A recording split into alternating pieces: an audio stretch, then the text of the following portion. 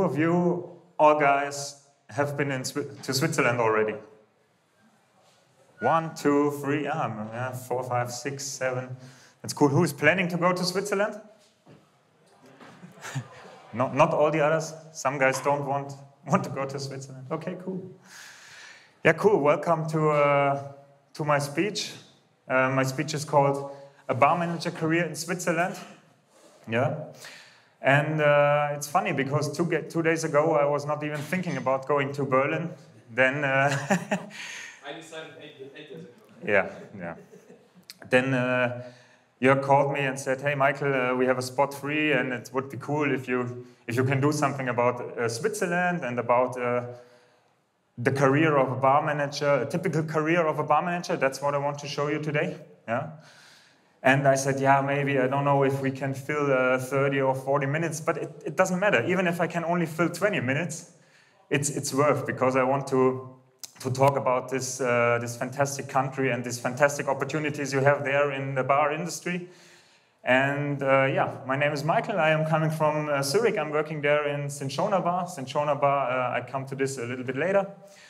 And I'm not going to show you my boring CV today. If anybody needs it, I can send it to him. You can give me your email address. But it was not so boring. yeah. The thing is, nobody's interested what my parents are doing or whatever. Yeah, I want to show you how my stations in Switzerland came, and I want to show you my feelings I had to this time and what's possible in Switzerland. And if anybody of you is here who plans to move to Switzerland in the future, yeah, I can show you some steps and how to become a bar manager in Switzerland.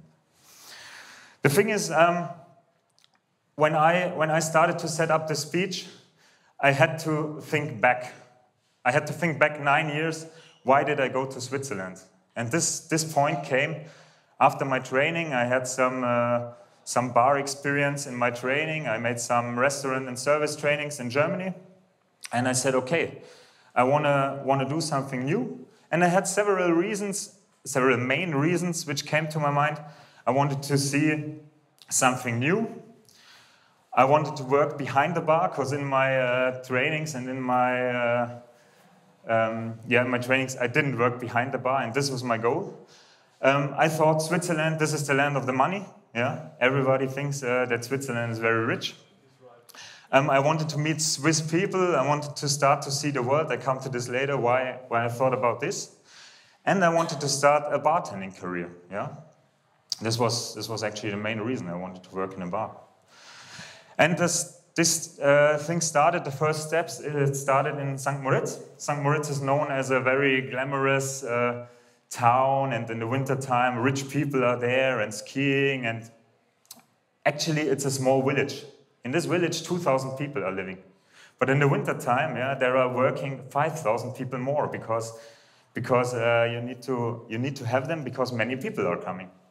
And so I thought, okay, this could be a good first step to go to Switzerland. I started to work in this beautiful Grand Hotel, which was in a big hotel chain. And I started there and thought, okay, this is now what I want to do. This is the bar, just to let you see. It's a classic lobby bar of a classic Grand Hotel, and yeah, I came there, and I wanted to see, like I said, something new. Actually, this is a picture when I left my hometown, yeah, and this is a picture of St. Moritz. So you see, I didn't see something new for the first. Okay, that's a little bit too much said, but I remember this. I got to the car and I started in the snow, and I had these snow chains for the car. And then I came to St. Moritz and it looked pretty the same. Huh? I said, okay, this is nothing new at the moment, but we will see what happens. Then I wanted to work behind the bar. Yeah, I had really this little bit.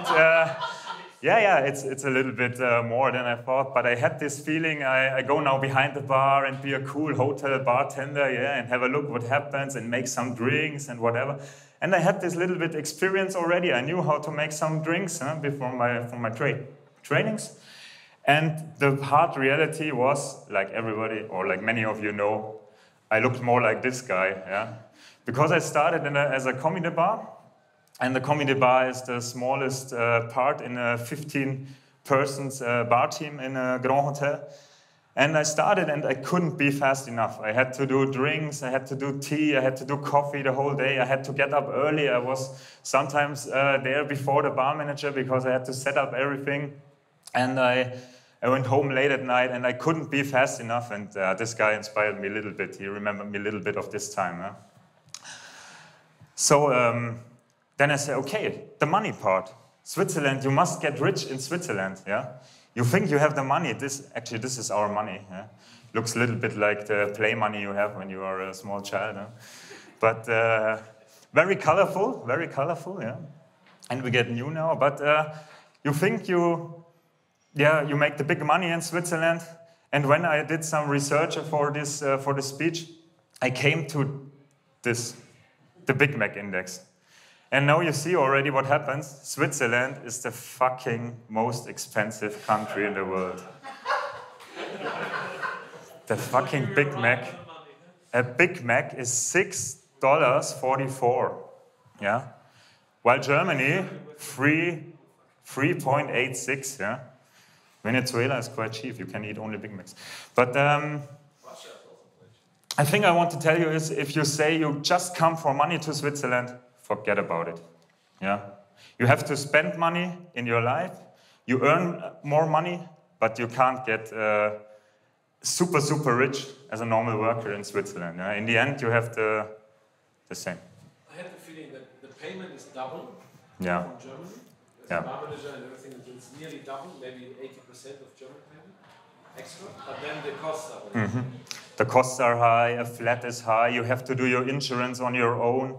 It's not the system like in Germany, and in the end you have pretty much the same like before.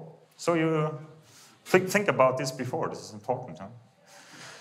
And I wanted to start to see the world. This was because I had really this romantic feeling. I go now to a hotel chain. Yeah.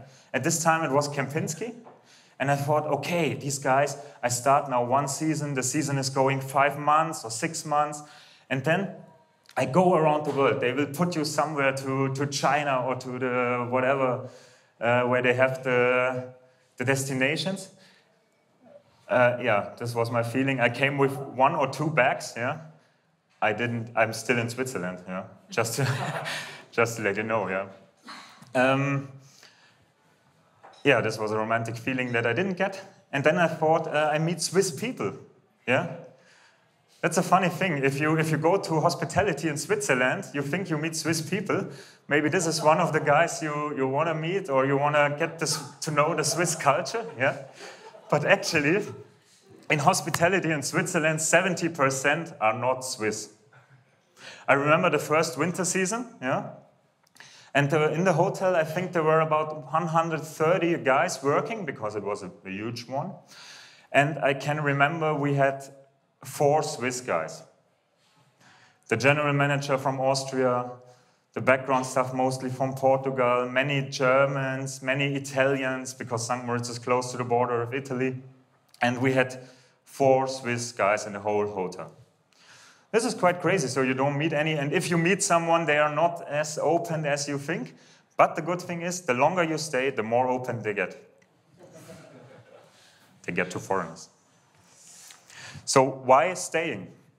I had only a few reasons in my mind. I wanted to start this bartending career, and in the end of the season, I came together with the former F&B manager and with my bar manager, and they said, "Hey, Michael," I was 25 at this time, and they said, "Michael, what's your goal if you are 30?"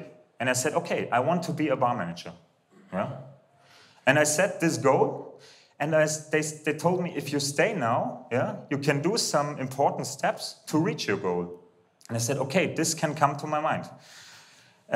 Or I can do this easily. And then I stayed and learned step by step. We had in this hotel, we were lucky because we had lots of products for a hotel bar. We had lots of old products. I could learn a lot of knowledge. I had some guys who were really interested in the bar scene and in the bar culture. And I could learn a lot. And what was much, much more important, I could go the career steps, step by step. Because after every season, people are leaving, new people are coming, And the hotel is very happy if you say, hey, I'm staying, and you have a good base to negotiate a new position. Yeah? And I remember after 3 seasons, I was already a chef de rang in the bar, yeah? From a commis, demi, and then a chef de rang in the bar. And then I needed 2 seasons more, and I became an assistant bar manager.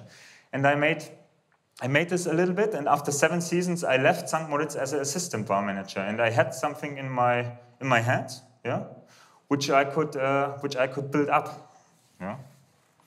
The funny thing is, what happened in Switzerland at this time, or maybe it's a little bit more what happened in my mind. I remember the first time going down from St. Moritz to Zurich. Zurich was the big city, yeah. St. Moritz, the small village, and you go down and you think, wow, I need to visit some great bars, and you think before, what can I visit? And you have the Kronenhalle, you have the Widder Bar, and you have the one down here is from Basel. It's called Les Trois Rois. But at this time, these 3 bars were quite popular in Switzerland, yeah. And these 3 bars had the guys who were interesting, and these old bartenders, and in the Kronenhalle, Peter Roth, or at this time, Markus Blattner in the Widder Bar, with this huge selection of spirits. Spirits is also a component. At this time, you had maybe fruit spirits, yeah, or maybe bitter spirits like Appenzeller. Who has in his bar Appenzeller? Anybody? 2? Wow, yeah. Swiss fruit spirits? Nobody. Yeah, and you didn't have much more in Switzerland, huh? So you see, as a normal bartender, if you're not in the scene, if you are in St. Moritz on the mountains, you don't get very much, yeah. And my goal was to get a new step, and to get a little bit more in this bar scene, yeah. And so I went. I said after 7 seasons, some people say, "Hey, you are stupid. You made 7 seasons. You can't survive this." Huh? But I made 7 seasons, and after 7 seasons, I was lucky. Or in the last season, I was lucky because I went down to Zurich to make 1 competition, and I failed a lot. It was my first competition. I went there. I couldn't do anything, but I made a great win because I learned to know the bar manager of Les Trois Rois in Basel, which was at this time quite popular. And a few months later, they opened a position as a head bartender, and I was applying for this position, and in any way he said, okay, I take you if you want to do this, and if you want to learn, come to Basel. And from there on, I had some new chances to do stuff in Switzerland, because Basel is a little bit more central, not this far away on the mountains. Yeah. Then I went to Les Trois Rois, and I was a little bit lucky that they took me, and that I learned to know the right guys. I don't know if anybody knows this guy. He's called Thomas Huhn, and this guy is for young bartenders. He's a fabulous mentor. He's teaching you everything you want to know, and he's telling you everything. And I was also lucky that after 3 months, the position of the assistant bar manager got open, and I said, okay, I did this in St. Moritz. Maybe I can do this here in Basel. It was a completely new world. I failed directly in the beginning, yeah, because in Basel I had a bar team to lead, which was around 15 people, and that permanent, not only during a season, yeah, permanent, and when the bar manager was not there. But it was a big opportunity, and I learned a lot, and I developed a lot. I developed the networking, the competitions, and this was a chance they gave me. And what's much more what I said, I learned to lead people, or I learned how a permanent bar team is going through situations. Yeah. So what did they do to teach you that? What did they do to teach me that? Because you said you learned. Yeah. Just learning it, or is it from the? No. Okay. One important thing is that the bar manager gives you a lot of freedom and a lot of trust. And the hotel is very, very nice because they give you a lot of opportunities to make lessons in leading, and if they see something you want to develop, and that they have something from it, they give you the chance to visit lessons about leading and about these things. But in this time, I sacrificed a lot of my free time. Yeah, I said, okay, this is the step now before becoming a bar manager. And I said, I need to take everything I can get. And I did. I went to every meeting. I went to every lesson I could get. And I learned a lot. And after a while, I was, I thought, okay, now I can become a bar manager. The funny thing is my mind changed a lot. Because former my mind was this. And then also Switzerland changed a lot. Yeah, we got new products like gins or like much more vermouth. Vermouth is quite popular in Switzerland. And I learned to, like I said, I made a lot of networking, which was a key point later on. And we got new bars like the Old Crow bar or the Tails bar. I don't know if anybody had visited, but these bars have a standard which is much higher than you expect in Switzerland. I'm pretty sure some guys think Switzerland bartending is a little bit low and under the if you haven't visited, but standards in Switzerland are high. And that's why you should visit it. And that's a good thing, we have legends, yeah. I put this in because he yesterday achieved the Lifetime Award. You should know this guy. He's our Charles Schumann. Yeah, he's Peter Roth. He opened the bar scene in Switzerland a lot. And yeah, I learned to know these guys. And then came the key point. There was a bar called Clouds Bar. Clouds Bar is a bar in a tower. Yeah, it's up here. It's funny because the tower is the second highest building of Switzerland. It's 126 meters. So you think, very high, wow. But at this time, Clouds Bar was quite popular, and I had the chance to become a bar manager there. Yeah? And what happened as a bar manager in Clouds Bar was funny.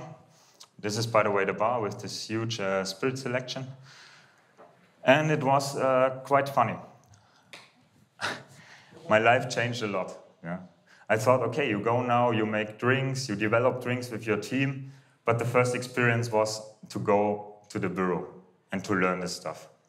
How to organize a bureau, a bar manager's office. So I put a lot of things here, but also I had a little bit of fun in the bar. But what was not so good, I had to learn a lot, and I was really in with myself, yeah, and I forgot a little bit the team. The team here, you see, this was quite in the beginning, this picture, and after 4 months, almost nobody was there. They all left me. I took over the team, and I couldn't motivate them, and I couldn't do anything. Yeah. Yeah. And if you see those guys, I couldn't do anything, but a few of them stayed, of course, and then I started to put more into the people, like I got before. Yeah? Like they saw a talent in me, and I wanted to give them more and more, and to teach them more and more. And in the end, we had also big successes. Yeah? And sorry? In bowling. In bowling, yeah, but as a team, yeah, that's the most important thing. No, for me this picture is just a symbol for the teamwork we developed in this time. Huh? That was before high balls. Yeah, that was before high balls, high bowlers. No, and actually I thought at this time, what can I do now? Yeah, what can I do now? Should I stay in Clouds? Okay, we had a few success. We made some own spirits. We had a good selection of spirits. Our guests were happy. I could stay there as long as I want. Yeah. Everything was cool. But, and that's the thing, I was talking before to someone in the audience, you have to break to go through, you have to break your daily business. You have to do something new. I'll show you this later. And at this time, last December, there comes something up. Mr. Meyer posted a video on Facebook, one of his few videos, and he said, okay, we are going to open a bar in Zurich, we are going to open a bar in a new hotel, and this sounds quite exciting, yeah? And at this day, I had a very bad day at work. I was there 16 hours, and something happened, and I didn't know, and I went home and said, okay, I need to write my CV and send it to Jörg. I knew Jörg from a few events before, but I wrote him, And this was middle of December, and I didn't hear something. And the dream to open a new hotel with a bar of Jörg or with a Cinchona bar, a highball bar, was already failed in my mind. And a few days after New Year, I had a message of him on my mobile, and he said, "Hey, Michael, I didn't get your CV because it was too big." And don't send 20 megabyte attachments or something. Yeah. Look, that's the first thing I learned from Jörg. Funny. And I went to spam. He said, "Hey, Michael, you are a spam, and but we should meet. Come to the hotel. Come to the meeting point, and we should talk about the new project Cinchona." Then we talked about it, and it went quite fast, and we could build up Cinchona in this fabulous 25-hour hotel. This is a completely new building. It's not a building which 25 hours took. It's a complete new building in Zurich.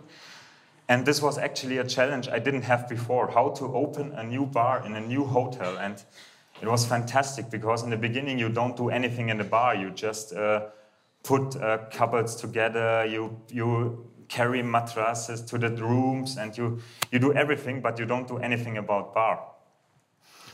And then finally the whole bar was set up, and we started to make trainings, and this experience was fantastic. And what was another point, the bar team raised from, at this time, 10 guys in clouds to 16 guys. Yeah. And I could go back to the hotel. And yeah, Jörg had this cooperation with 25 hours. And I see. And now we are doing highballs, baby. And what I learned from the clouds part, in the beginning, I didn't take care of my stuff and of my guys. And I learned a bit more. This is of course, everybody knows it, the gin basil highball, yeah, our most sold one. But now I have 16 guys with me, and we are a good team, and we are settled up, and we flood Zurich with highballs. Yeah, and highballs. The funny thing is, they didn't have it in Zurich. There was no bar without shaker. You couldn't expect this. Swiss guys are quite conservative, yeah. And if you say we don't have shakers in the bar, they say, okay, what kind of bar is this? But the good thing is, we took this challenge, and our guests love it, and our guests see what's behind a highball, what the details of a highball, and they like highballs. They like these small drinks, and they like to drink it. And we are now in a process where the team is changing a little bit, but it's not because they don't feel well. It's maybe because not everybody likes highballs as much as I do. Some are more the classic bartenders, but that's okay. And now we change a little bit. We search new guys, and that keeps the whole thing going. For me, I showed you now a little bit of my stations in Switzerland, but as I said, my feelings were always like, what could be next? What can we do? And in this, maybe you remember the 5 or 6 goals I had in the beginning, and I reached most of them, only I'm not rich. But I reached most of them. I could work behind the bar a time. Now I don't work behind the bar as much because I'm the guy in front of the bar and the host. And the final result for me, I was trying to put this in one sentence, was that being a bar manager in Switzerland is quite like a dream, because the country is not as big as Germany or as, I don't know, as the US. You have a country where you can develop things. Yeah?